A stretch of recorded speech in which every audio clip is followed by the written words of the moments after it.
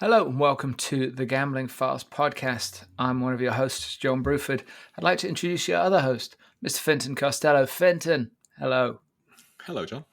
Fintan, I got a question for you, and I'm sure what just happened? Sorry, it's my builders. Not a euphemism, listeners. He's muted his microphone.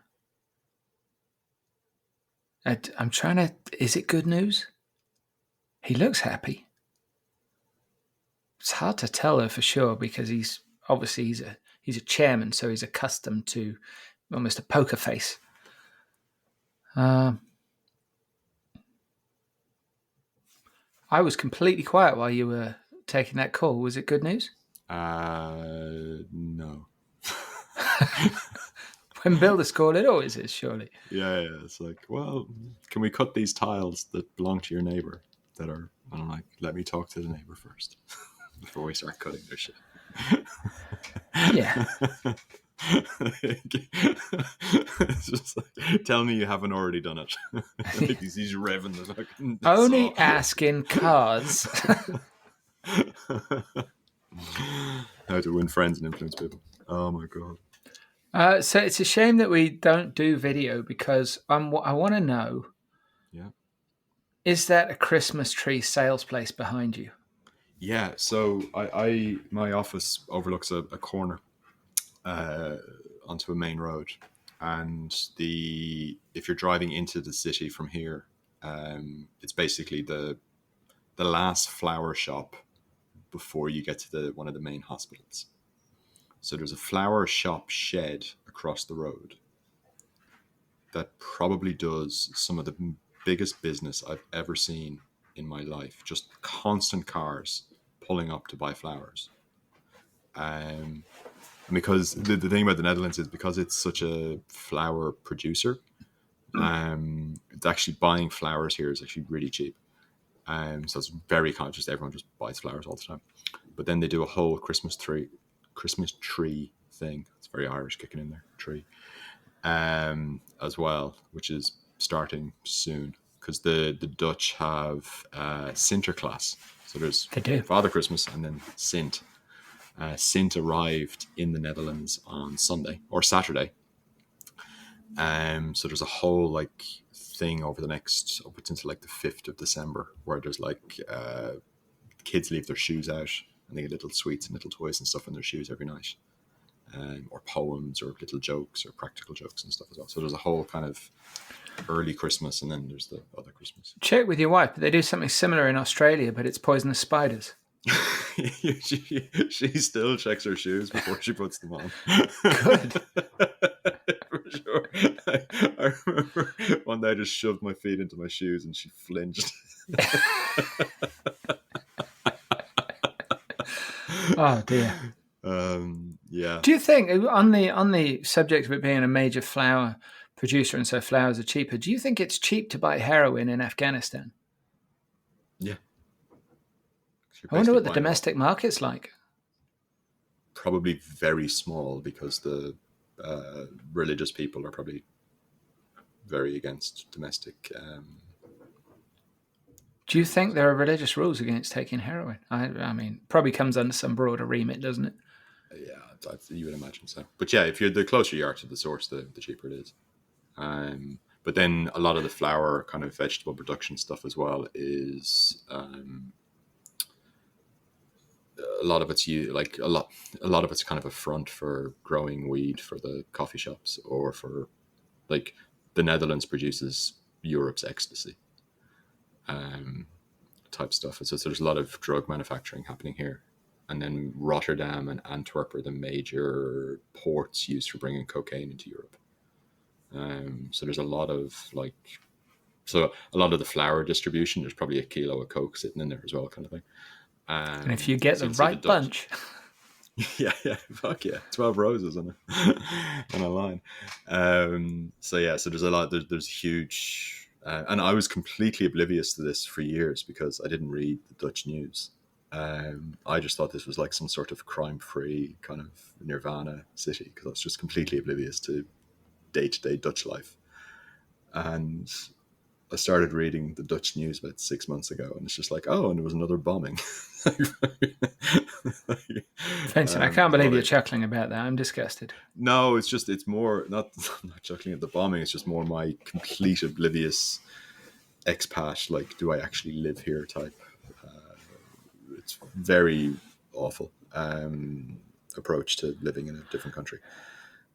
So You say like the closer you are to the source, the cheaper it is, right? mm-hmm. I had an argument with a barman once, which I know out of character, but I was buying some beer in Ludlow, and two in the group were having Ludlow Gold, which is a very, very tasty pint.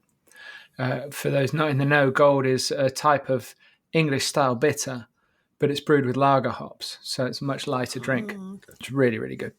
And Ludlow Gold is beautiful. And it was the same price as a pint of Carlsberg. And I'm like, well, how come it's the same price as Carlsberg? He's like, just is.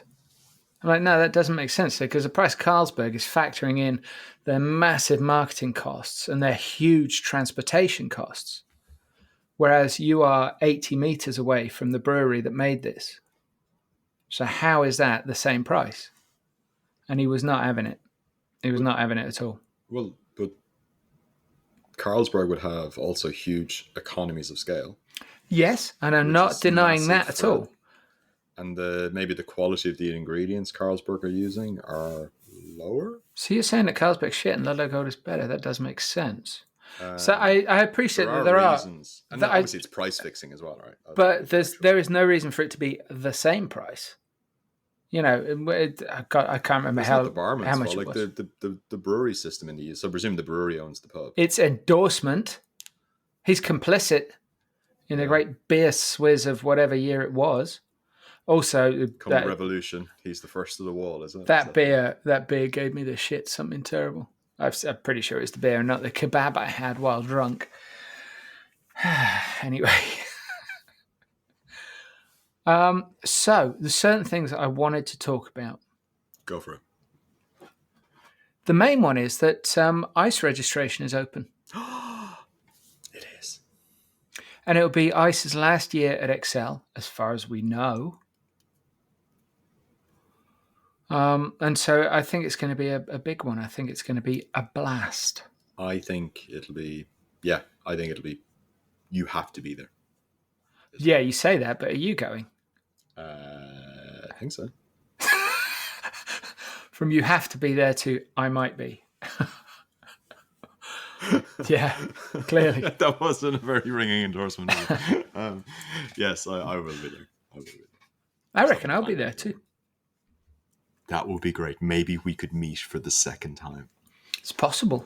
Now, this time, if I ask you if you're going, don't tell me no, and then tell me at the last minute that you're here when I've got a full schedule. All right? I need you to think in advance, and, don't do that to me again because you totally messed it up last year. You'll be doing chairman things, sir.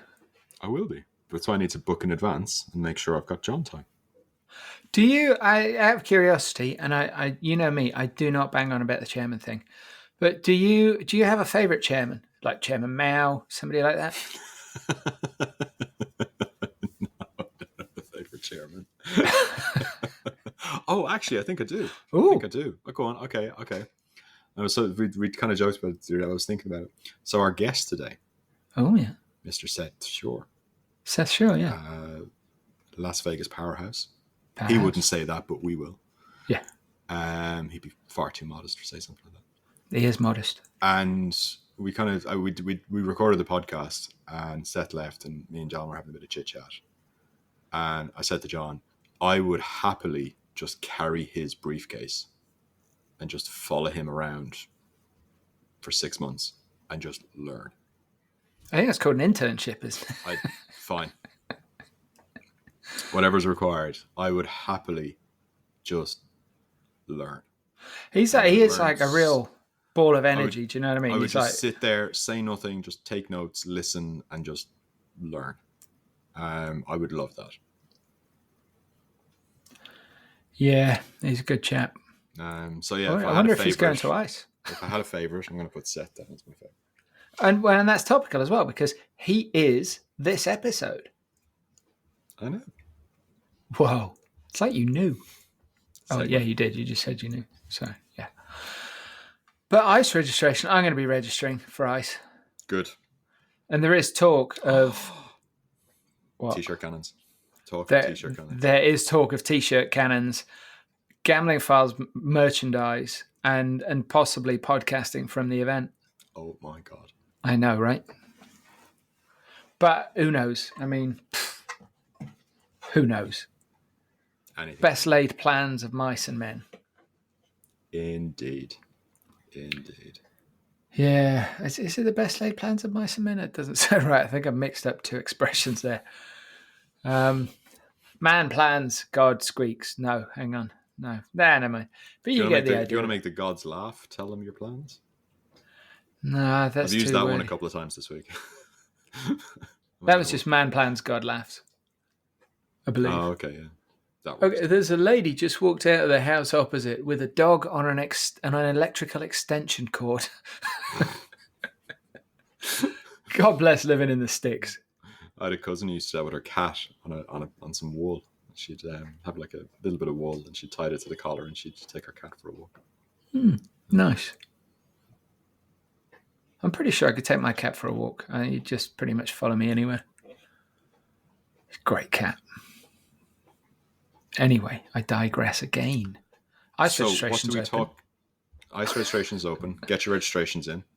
Go. Do you know who I think? I'm not 100% sure, but I'm pretty sure most of the powerhouses are going to be there. Do you know? I believe that BWise Media, that powerhouse, is going to be attending ICE. Oh, for sure.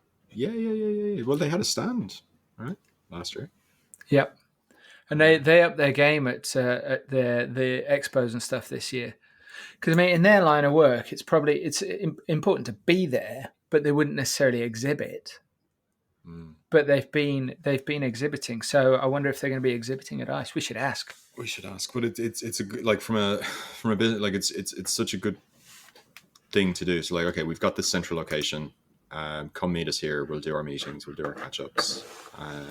So it's as much about making it just easy for your existing clients to meet you, as it is for passing trade. So that's definitely a key thing. Yeah. And what did we talk to Seth about? It's a great question, Fintan. We talked about the recent, what would you call it? Like a rule change, I guess, in Nevada, which allows eSports to be. Well, it could be offered as part of a book before, but it's simplified the process, I believe, of offering esports on a sports book, which is quite a big deal. Well, it's a very big deal because we are talking about a city that is set up for events. Yeah. And I think the potential, and it will be somebody like Seth, if Seth isn't already planning it, that does a massive event, probably ties into something else. You know what I mean? It's something good is going to happen in Vegas esports wise, definitely. So we talked about that. We talked about his other business ventures because you know what I call Seth, pie finger. We talk about his Latino leaning casino project. Yeah, which I think is a wonderful idea, and Evil Pizzas. Which also is a wonderful idea. It really, really is. And I'd go and buy pizza from there, and I wouldn't eat it. I'd go and give it to somebody else. Obviously, I don't eat pizza.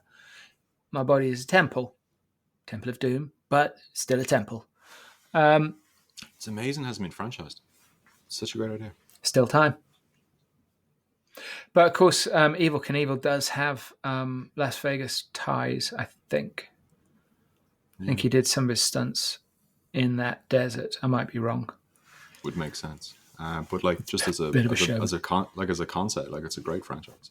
It really is. Yeah, it really is. I wonder what else you could attach it to.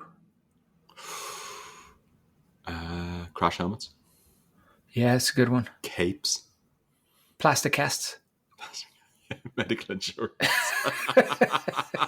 Yeah. Comprehensive medical insurance. Morphine. or orthopedics. What else could you do? There's a lot of potential there for branding, and I hope the Knievel Empire has thought about this. What? You could do okay. So you could do like a whole energy drink thing, Ooh. and then like Red Bull have like attached themselves to like extreme sports, right? But like evil energy, right?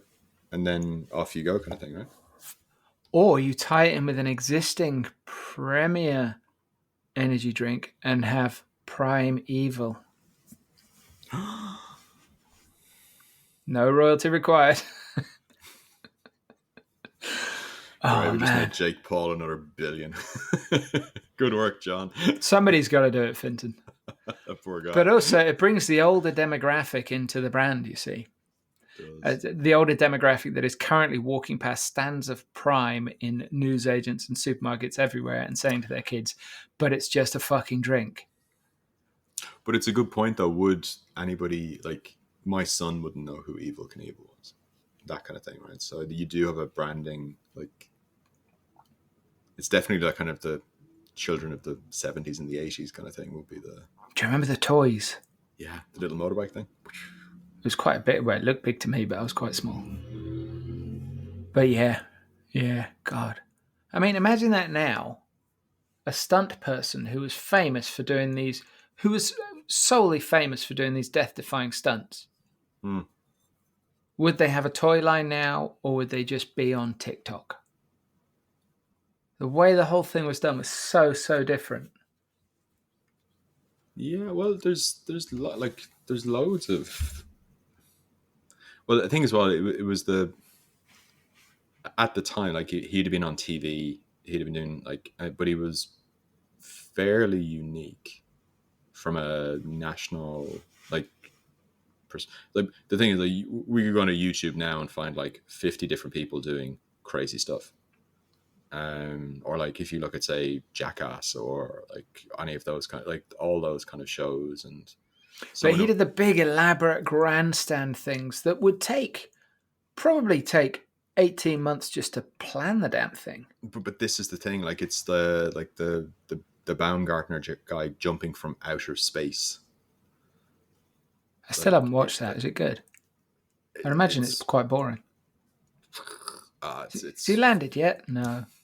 I watched a Free Solo the other day, and it's the guy climbing what was it? One of the big rock faces in America, one of the famous ones, with no ropes. And just my heart rate was just through the roof because the camera work was just like he was just like one slip and he's just done. It's not the one where he's doing one of them in Yosemite, is it? Yes. Yeah, I know the one. I think I might even have seen some of it. I can't think of the name. But it was... But I'm still in the middle of Gilmore Girls. It was amazing. So I think that's the problem. Like for somebody to kind of hit that kind of national level, what you would need to do has to be so big and so ridiculous. Yeah, you got to take what somebody else has done and do it while on fire. That kind of thing, right? And in outer space, which drinking diesel. Drinking diesel. Yeah. So anyway, special thanks to our sponsors, Clarion Gaming and BWise Media. Thanks, guys. Thank you very much for allowing us to be here. We're sorry that we missed the episode last week. We've got a good excuse, though. It's all my fault. Oh, I wasn't going to give them the excuse. Oh, were you not? I was going to say we've got a good one. Okay, fair enough. Leave them hanging. Yeah, it's all my fault. So, meet Seth Schorr, Las Vegas royalty. We're joined by probably our first guest this week. We do have two guests this week. I know, right? What a time to be alive. It's a little bit like Easter. Um, What, chocolate? no, Fintan, the true meaning of Easter, caves and rocks and stuff. But joined by, I was going to say the industry's Jesus, but I mean, we would probably get shut down fairly quickly. But joined by the fabulous Seth Schorr. Seth, welcome to the Gambling Files podcast. Thank you. It's great to be here. I've had nicknames throughout my life, but that's a new one. So, see, what a day!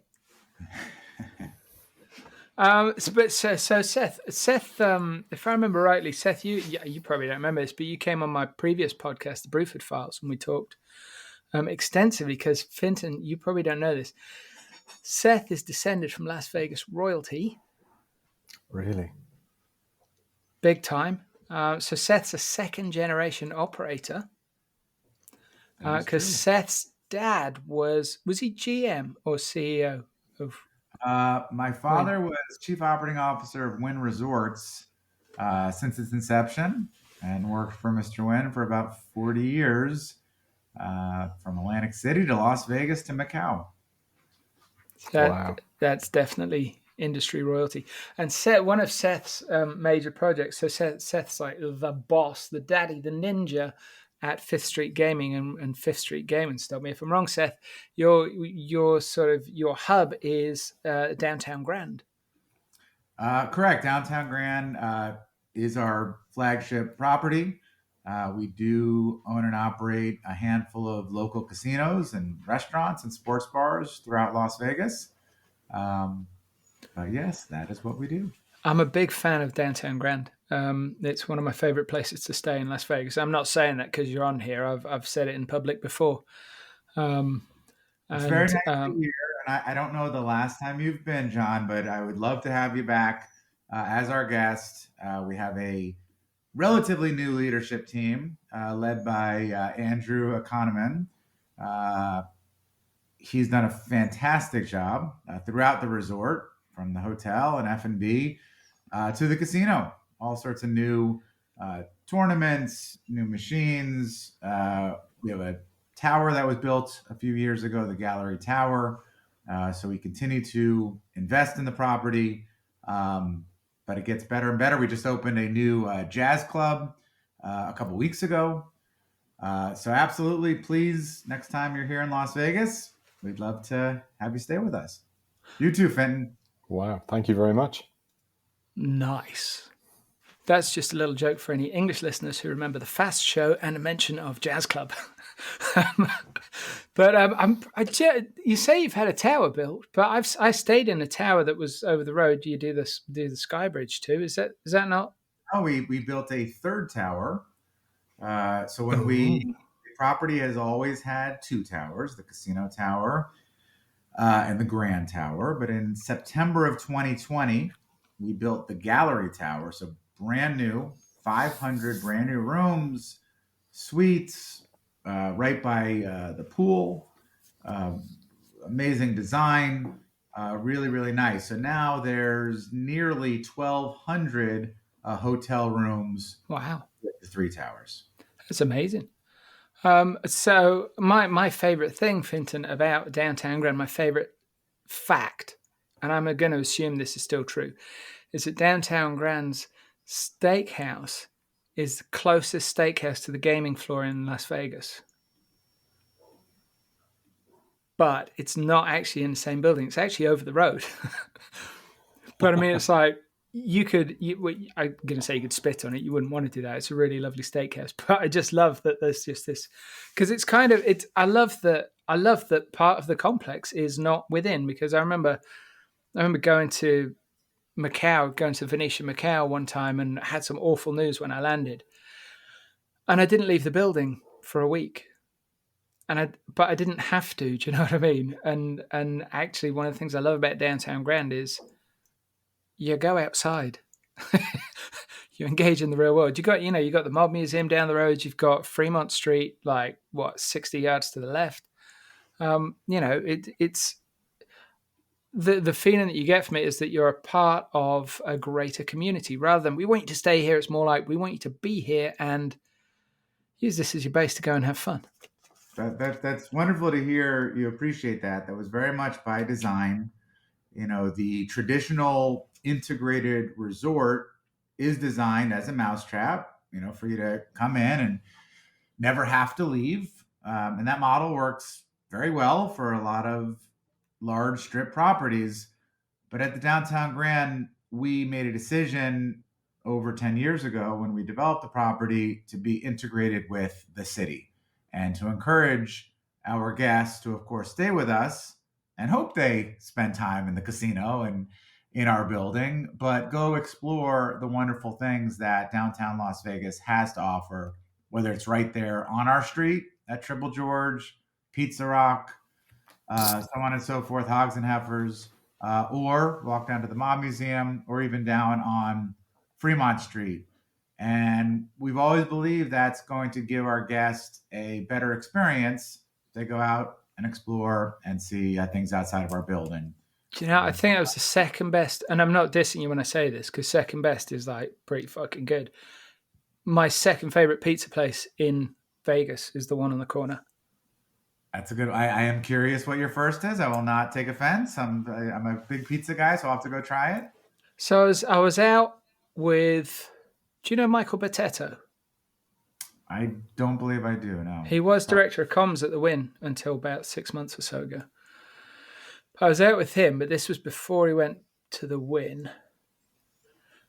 And I think we were somewhere like, my dog's just yawning. Sorry if you heard a strange noise in the background. It wasn't me. I thought it was your stomach growling from talking about pizza. But we might have been at Aria we went in. I can't really remember. But it's this place, and it's this place that does a hybrid Chicago-New York pizza. And the restaurant is named after the temperature it's cooked at. I am not sure of the exact place, but Does it ring any bells? 800 degrees, possibly. But it was a phenomenal pizza. It's so good, I've forgotten. Look, I think Las Vegas. I do believe Las Vegas has. I know people will argue, but I think it has the best pizza in the country, and specifically for the reason you just mentioned. It's not like we're in New York where we're just getting the best New York pizza, or in Chicago getting the best Chicago pizza. Las Vegas is a melting pot, and therefore we have pizza from all over the country. One of the things that makes Pizza Rock so special, you just mentioned the pizza ovens. They are critically important, and Pizza Rock has multiple ovens. They've spent $1 million on their ovens, and which is why they have great deep dish pizza, margarita pizza, New York style pizza. I also happen to own a wonderful pizza parlor down the street on East Fremont called Evil Pie. Highly suggest you check it out. It's a partnership with the Evil Knievel family. I was going to say, I remember seeing the release for that and thinking, that's good. That one is very good. Focusing specifically on New York pizza. And then my partner, Jeffrey Fine, in Chinatown, just opened Double Zero, maybe a few months ago, which is Neapolitan pizza. And that one will give any of the others a run for the money, for sure. So great pizza. You could come to Vegas and do a pizza tour. But listen, Seth, we're not here to talk about pizza. So you and I first met probably like 10 years ago, something like that. It was a while ago. But it was when Downtown Grand set aside that space off the gaming floor to do a little eSports area. And nobody else was looking at anything like that at the time, certainly not in Las Vegas that I'm aware of.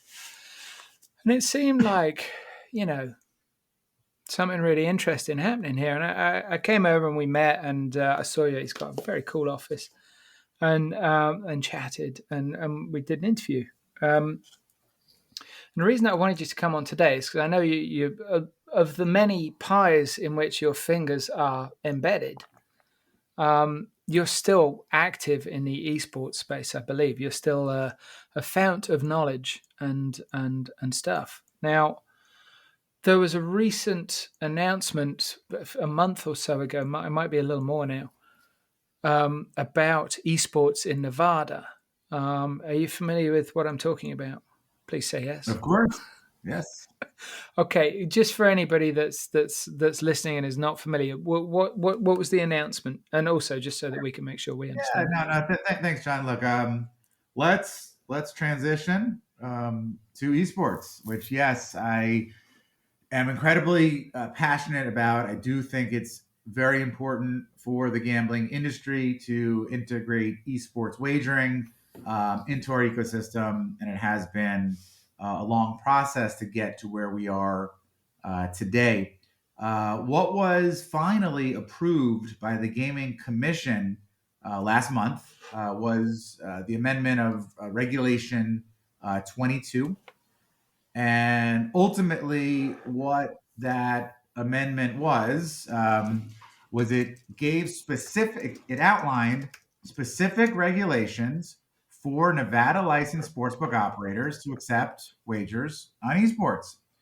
Up until last month, if a sportsbook operator, MGM, Wynn, Caesars, so on and so forth, wanted to offer a line on a League of Legends match, a Call of Duty tournament, they would have to go to the gaming control board for each and every event, fill out an application, make an argument as to why the governing principles of that tournament or event met the standards of the gaming control board, which weren't even really defined and that clear.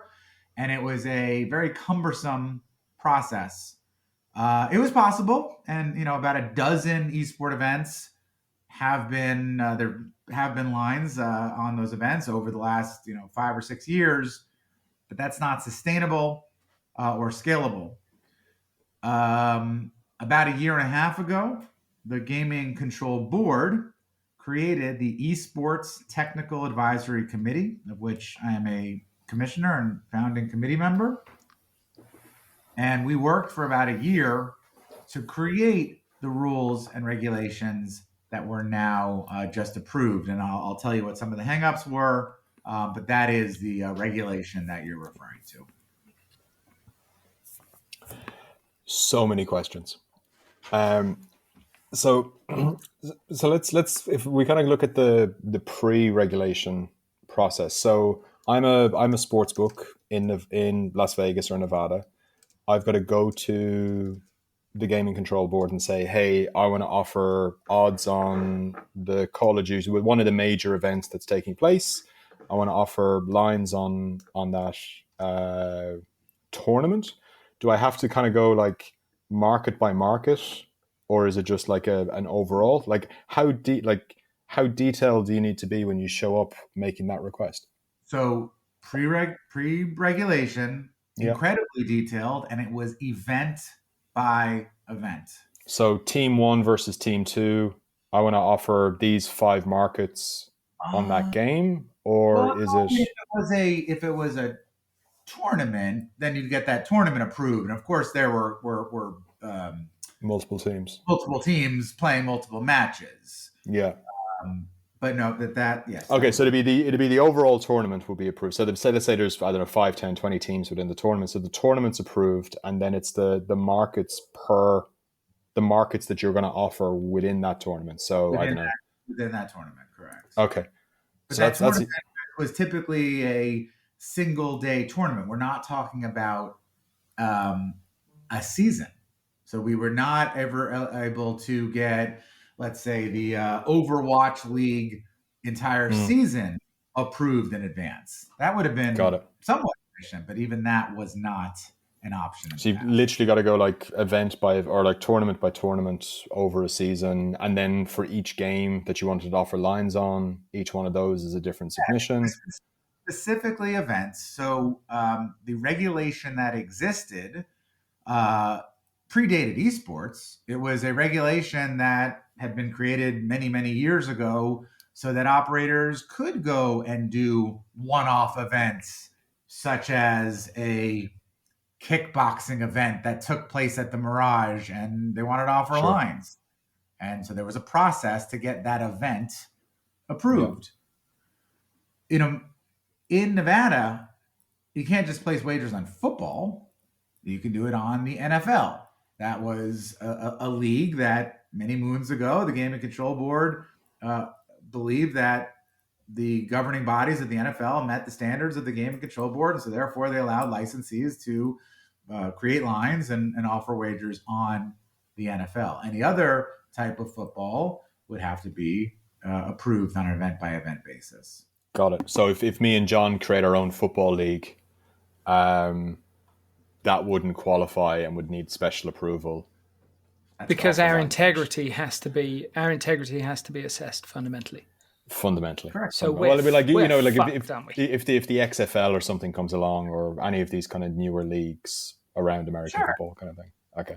Sure. So what happens then? So with the gaming the gaming control board, then do they just get tired of the paperwork and say, hey, let's set up this working committee? Is it a request from the industry, or how does that work? Yeah, great question. And it's a combination of all of the above. From an industry perspective, and while I definitely was the first person to ask, and I think the first person to plant a seed within the industry that esports betting is something that our current and certainly future guests want, others followed, and other sportsbook operators have accepted wagers in esports. I don't know that the industry knew exactly what to ask for. They knew the current process was not the right one.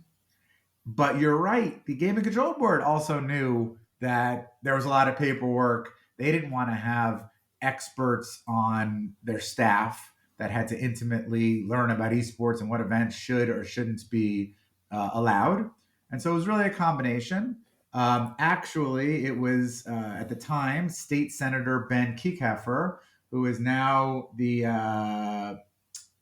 chief of staff to the governor, who really had the foresight to see something needed to change. And he is the one that initiated the formation of the Esports Technical Advisory Committee, which started meeting for the first time in January of 2022, so last year. We then spent a year, about 10 months, where we met in a public forum, right? This is a state body. There's open meeting laws and all sorts of regulations in terms of how a committee like this meets. We met, we heard from the public, we heard from industry stakeholders. The committee itself was set up in a very interesting way. The members, the state had very specific guidelines in terms of what the membership had to look like. There needed to be somebody from a publisher, somebody from an operator, somebody from the industry, somebody from academia.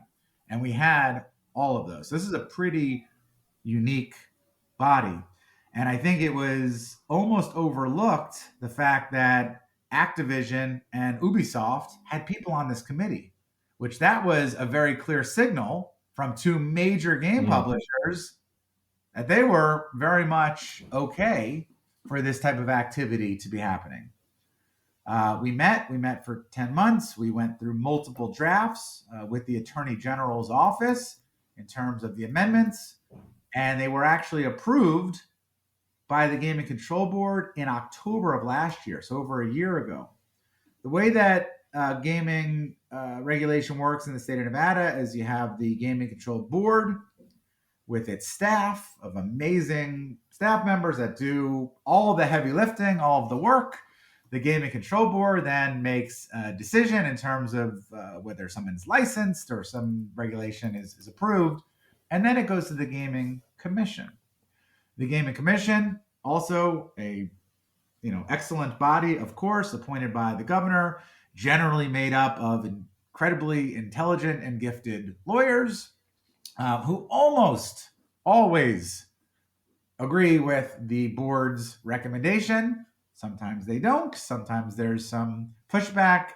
And in this case, there was that. And right, wrong, or indifferent, the pushback actually was on some language that was written last minute around anti-doping. And there was a part of the regulation which read that the licensee, right, the Nevada sportsbook operator, was responsible for making sure that there was anti-doping measures by the esports operator, which first of all would be incredibly difficult, if not impossible, to Sure. ever oversee. But also, that's a guideline or requirement that is not required in any other sport. Why should it be required with esports? So there was a little bit of a pushback there. Also, the governor of Nevada came into office January of this year, and for all the right reasons, had a moratorium on new regulations. So we couldn't actually create this new regulation. For a lot of reasons, this got hung up until last month when we were able to get it back in front of the commission, talk through some of the concerns, had representatives from the video game industry, and after a couple hours of discussion, finally got it approved, and that's what happened. Fantastic. So what's so from a kind of a next stage perspective then? So esports is approved. So does that mean, is that like a prescribed list of games, or is it like any video game can be offered a market on, or how does that work? Or like how does it take account of new games that get launched and these kind of things? Sure, great question. So there is a list of due diligence requirements. I will read a few of them. The operator must obtain full information about the video game used for the event, including, without limitation, the publisher of the video game. It must obtain full information concerning the manner in which the event is conducted by the operator, including, without limitation, the rules. So some things are pretty obvious. Where these scores are posted, what technology is used to determine a winner. So there's a list. I'd say all of them make perfect sense and will all be clearly defined in the governing rules of the tournament itself. Got If it. they're not, then that's a tournament that, there should be some pause whether or not, John, as you said earlier, the integrity is truly there. It's all about integrity, right? At the end of the day, it's integrity. That's all we. You want to make sure it's a fair bet that gets settled fairly. Everybody knows the rules. It's very clear if you've won or you're lost, and so it protects the players. It protects the sports book. That's it. Simple as that. Okay, that's super cool. And then so the new rules have passed, which is fantastic. And then like is there like much expectations around what this means for Las Vegas? Does it open up new demographics? Does it bring in younger Americans? Is it great for Asian markets? Like what's the kind of expectations, or are there any expectations for this? Yeah. Look, I can tell you my personal expectations, at this point, I think are very realistic. So the deeper I got into esports and understood what some of the roadblocks potentially were in terms of esport betting reaching some sense of maturity and sustainability, I would list them as the following. There were regulatory hurdles, right? It was totally inefficient to offer esports wagering. That box has now been checked. There potentially were technology hurdles, although those really didn't exist. We're talking about using the same platform that any sports bet is offered. So really no technology hurdles. The third, and probably the elephant in the room that could potentially have been a real hindrance, is the video game publisher themselves, right? If all the game publishers were against this, theoretically, you could still offer the wager. They couldn't necessarily stop you, but that's just not good business. That's not the type of partnership that the industry wants to have. So that I don't want to lump all of the publishers in one boat, but most of the publishers are now on board. The fourth and biggest hurdle is creating the market itself. Do the current sportsbook operators know how to create the markets? Do they know what tournaments or games They should be offering lines. Then do they know how to advertise that and get this in front of esport viewers that potentially could be interested in this form of wagering? And that last piece is now the one that some operators will start to focus. The other thing that has maybe slowed the acceptance by the sportsbook operators is the fact that since 2018, these sportsbook operators have been more focused on the expansion of sports betting as opposed to just focusing on Nevada or focusing on esports, getting into new markets. This year, last year was incredibly important, getting market share, user acquisition. As we enter 2024, it is unlikely that any major state, potentially North Carolina, but besides that, no large U.S. state will legalize sports betting. So in my humble opinion, this is the year that DraftKings, FanDuel, MGM, Caesars, Wynn, so on and so forth, focus on their product, focus on the mix of games that they're offering. So I do think, a few of them will look at esports and say, yeah, that's a differentiator. That is something that our team can offer bets on to tap into a new audience. All the statistics show that an esports bettor will also bet on traditional stick and ball sports. I know that Boyd here in Las Vegas is probably one of the leaders in the space, and they have a great esports strategy. So I think they'll be the first ones to offer esports bets, but others will quickly follow. What is it that Boyd's doing that's so different? Well, I don't want to steal their thunder or certainly release any information. Okay. But no, I think I can tell you because it's on public record. Their organization was the one that was most represented in our public meetings. They've been asking all the right questions. So I know that there is a strategy in place, and we'll be hearing from them. Got it. Okay, I understand. So there is some operators thinking about this heavily and ready to do something about it. Is there, obviously, with one of the big trends for Las Vegas is Las Vegas becoming like the event center of America. So you've just had the Formula One's just been this weekend. The NFL, the baseball's coming, the UFC headlines, and obviously esports tournaments are huge. So the actual live audience for one of these tournaments can be as big as any sporting event. Is there any plans, do you think, for Las Vegas to be an esports event destination? Yeah, so pre-COVID, we did actually host some great events. Evo, which is the biggest fighting game tournament, has been in Las Vegas for a very, very long time.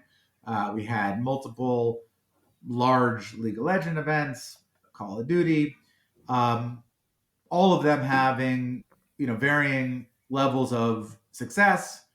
COVID definitely threw things off from an esports event perspective in many ways, and it's taken a little while to ramp back up.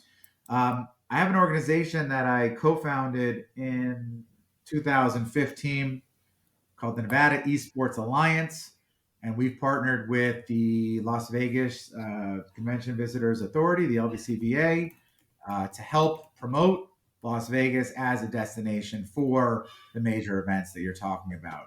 I think those will happen. Large tentpole events.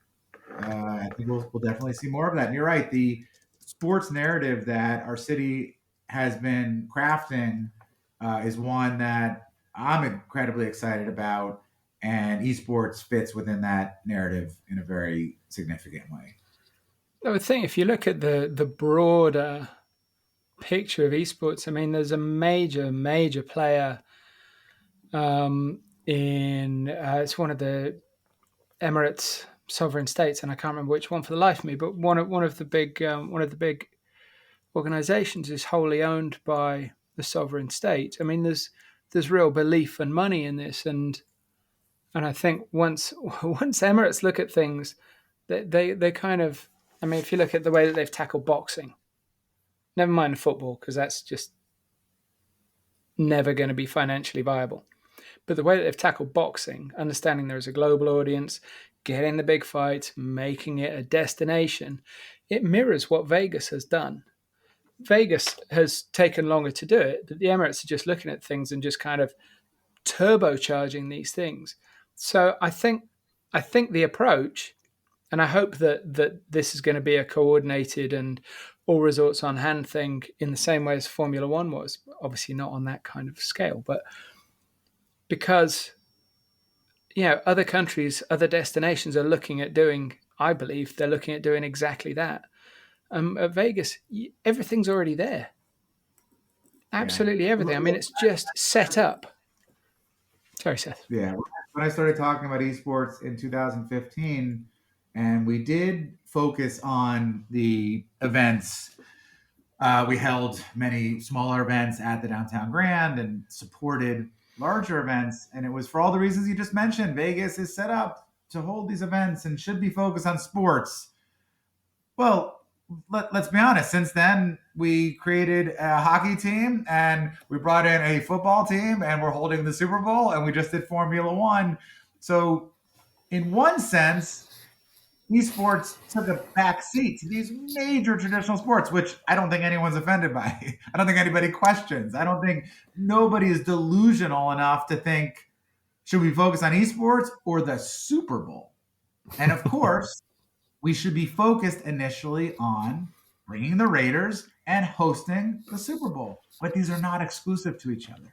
And there is no expiration date on when esports needs to, be focused on. But it can all tie together as well. I mean, you can have a I don't know if this is still a thing. This shows you how old I am. But you could have a Madden tournament in the build up to the Super Bowl. You could have whatever the racing game is in the build up to Formula One, and it can all be integrated. Everybody wins, even me. Absolutely, you're absolutely right. That is the way I see it. And I've taken an approach over the last many years, being a consistent cheerleader for the industry. Everything I've done, certainly over the last 3 or 4 years, has been for the industry. I'm not pushing, one of my commercial businesses.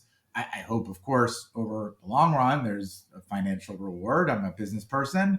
But today, it's about creating regulation, creating awareness, education, working with both the esports industry and the casino industry. And it's a long-term play.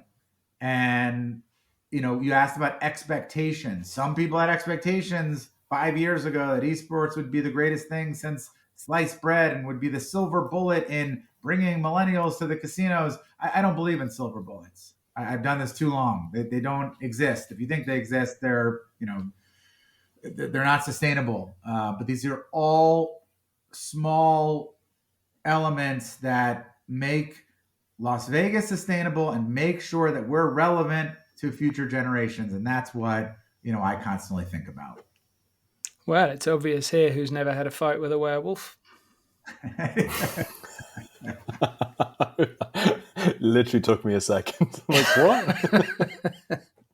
He doesn't believe in him, Fintan. Seth, taking a little step to the side here, something that we mentioned before we started recording.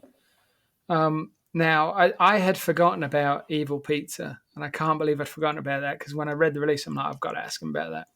But I haven't actually seen you in God knows how long, so I haven't had the chance. But it's the Latino targeted property that you're a partner in, I think, in Las Vegas. Now, I remember reading the release for that, and it was one of those releases where you just think, hang on, you mean nobody's doing that already? It's like, if I remember rightly, Spanish is the most spoken language in North America, isn't it? After English for sure, and I thought it had overtaken English. Sorry. Yeah, no, not quite. But there's 64 million Americans that identify as Latino. 64 million. This is a very large. It's a lot of people. Segment. A lot of people. Around. Depending on the state, can be anywhere from 22 to 33% of the state's population. Some of them are obvious, like California and Texas. some are not as obvious. Illinois, the city of Chicago specifically, about a third Latino. So it's an incredibly important part of our country's makeup, but one that has been underserved. It's just been underserved. I think there's all sorts of reasons for it. Don't really matter. But my experience serving the Latino population in Las Vegas actually goes back over 15 years. In 2007, when my partners and I acquired our first casino, when we acquired this casino, it was in North Las Vegas. I very quickly noticed that a large segment of the customer base was Latino. And I also noticed that in the neighborhood, the other casinos, the other bars, restaurants were not catering to this audience. Maybe a casino had a Sunday Latin night. That's about as much as you saw in terms of strategy. And at that time, I formed a company called Ganaste Gaming. Ganaste means you won. And I wanted to create a Latino casino then. Unfortunately, when we acquired the casino that we were going to rebrand as Latino Casino, this was in 2008, Great Recession, our plans were just thrown off. And by the way, there is some risk associated with specifically targeting one demographic, because you are in many ways telling the rest of the audience that this place is not necessarily designed for you. So there is, some risk in limiting the customer segment. And I was young and this was my first property. And so we abandoned those ideas. But over the next 15 years, we still saw the Latino community as one that was incredibly important. And it was almost better that we organically, over 15 years, learned how to serve this audience than 15 years ago, overnight, tried to serve the audience, because we would have failed and it may have come out in while our intentions were good at the time, it may have come off in the wrong way, may have come off as pandering. I could tell you very clearly, I did not know the things 15 years ago that I know today. So things happen for a reason. And instead of trying to force what was a good idea then, we organically nurtured the idea and for 15 years built a strategy tailored to the Latino community. A few years ago, we said, all right, now it's time. We have the experience. We have the staff. Our casinos are run by a Latino woman. Marketing department is run by a Latino woman. Let's now create a brand and really make it clear that this property is designed for the Latino audience. We partnered with an outfit out of Texas called Ojos Locos. They are a Mexican sports bar chain. Phenomenal. They were doing and are doing for the sports bar community in Texas what I wanted to do for the casino community here in Las Vegas. So we combined efforts and we built Ojos Locos, Cantina y Casino, that we opened in February and has had tremendous success and has been very well received by the Latino community here in Las Vegas. Wow. I've got to ask though, right?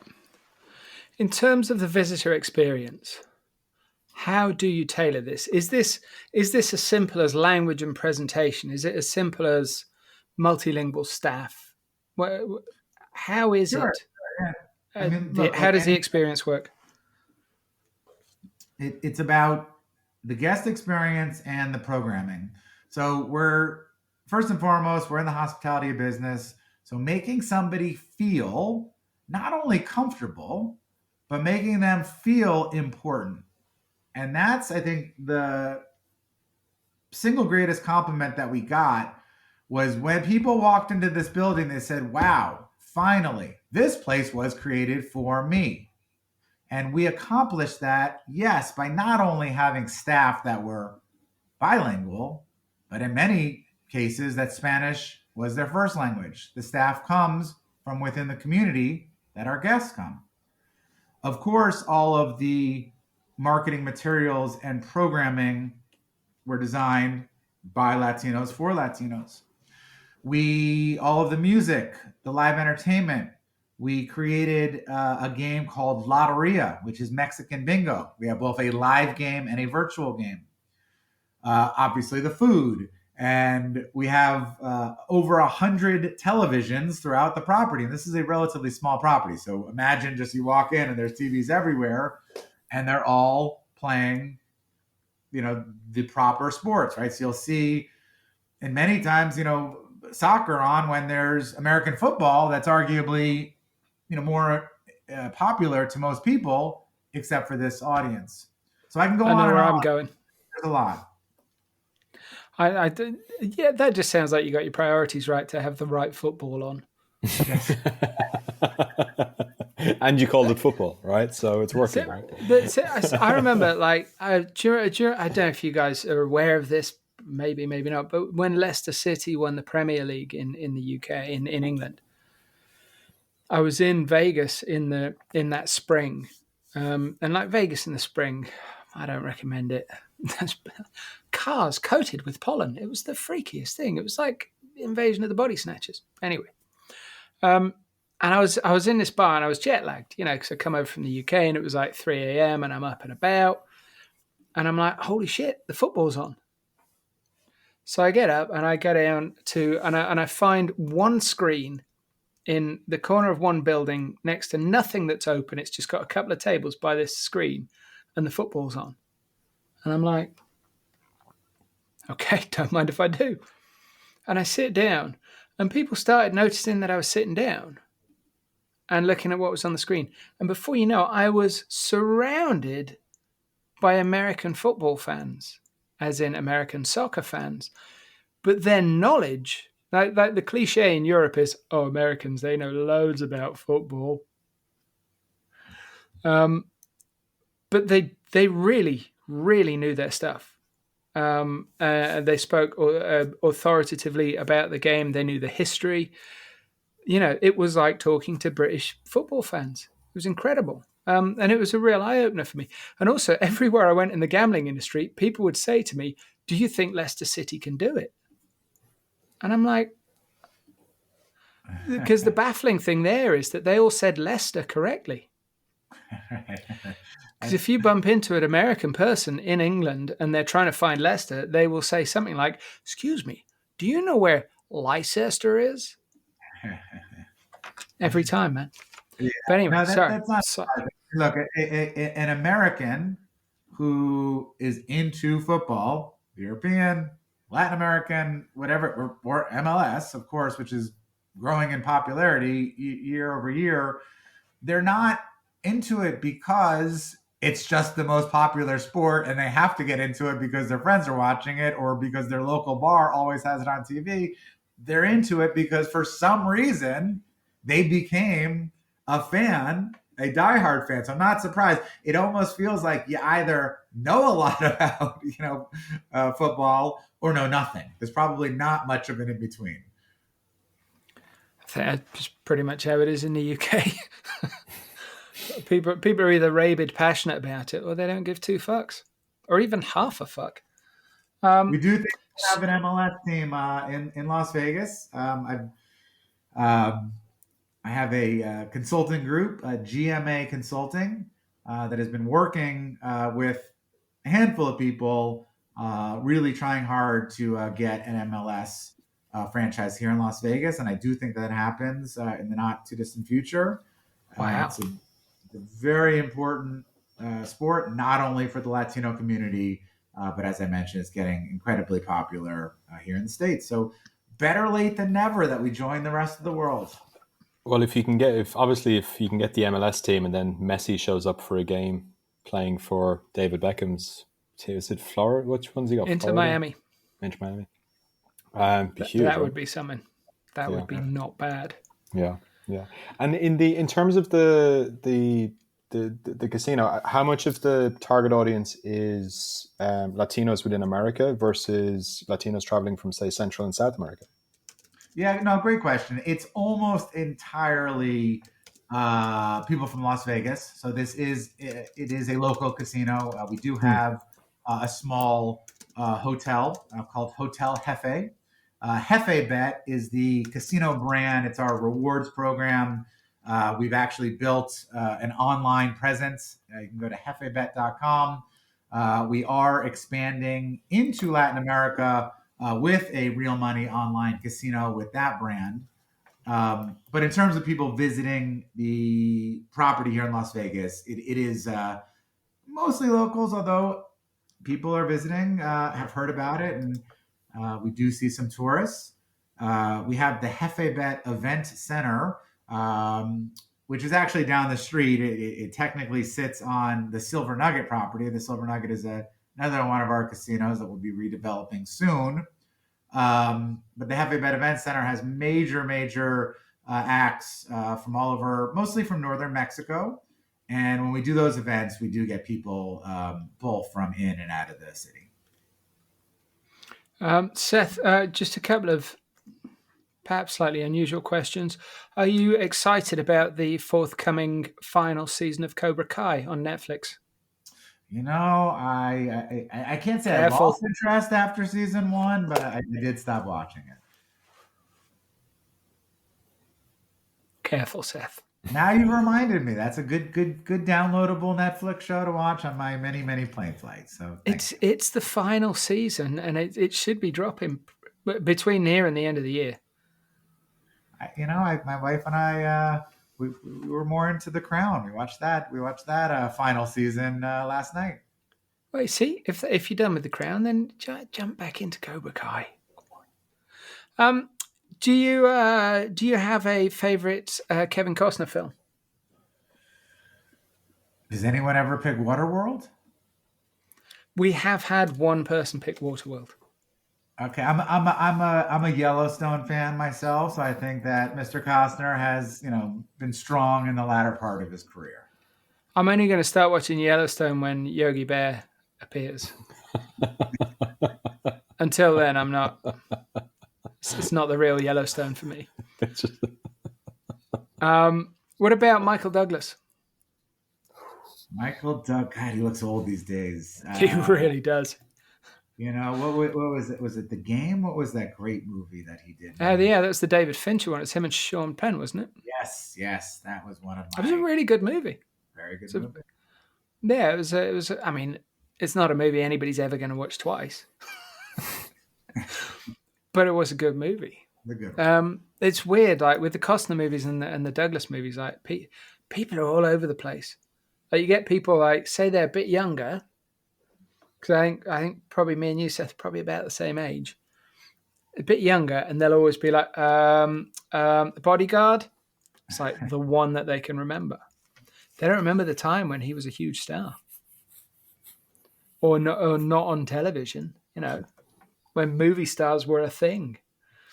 And also Fintan chose The Bodyguard. I did. He's a simple man. He's a chairman, but a simple chairman. Seth, are you a chairman of things? You are, aren't you? I am, yes. Yeah, did you go to chairman school as well? Because Fintan did. Maybe that's the problem. I need to go back to chairman school. He doesn't need to go to school for this. I do. There's levels to this game. There's levels to this game. I'm just an apprentice. Seth is at boss chairman level. I think it's fair exactly. to say. I go to his school. That's how this works. That's why he's here. We're just. I told you, didn't I? I'm like, wait till you see. And we've only skimmed the surface of Seth's pies. We'll have to do this again soon. So don't be ashamed.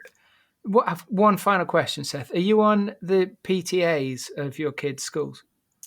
I am very involved in my kids' schools. My son, we just started exploring boarding schools, so incredibly excited about that. Although my wife is even more involved. I knew it. I just knew it. Amazing. Seth, it's always a pleasure. Thank you very, very much for joining us. Lovely to meet you. Thanks, Seth. Yeah, great. Thanks, guys. If you've enjoyed this episode of the Gambling Files podcast, please find us on LinkedIn. Give us a big, juicy, succulent like. That nearly went wrong. You can find us under the name The Gambling Files Podcast. You can find us on Twitter under The Gambling Files. I think the handle is just @GamblingFiles. You can connect to myself, John Bruford, or Fintan Costello, also on LinkedIn. We're also both on Twitter. And you can find all of our previous episodes at www.thegamblingfiles.com. If you enjoyed it, please share, tell your friends, tell your family, tell your colleagues, and we'll see you next time.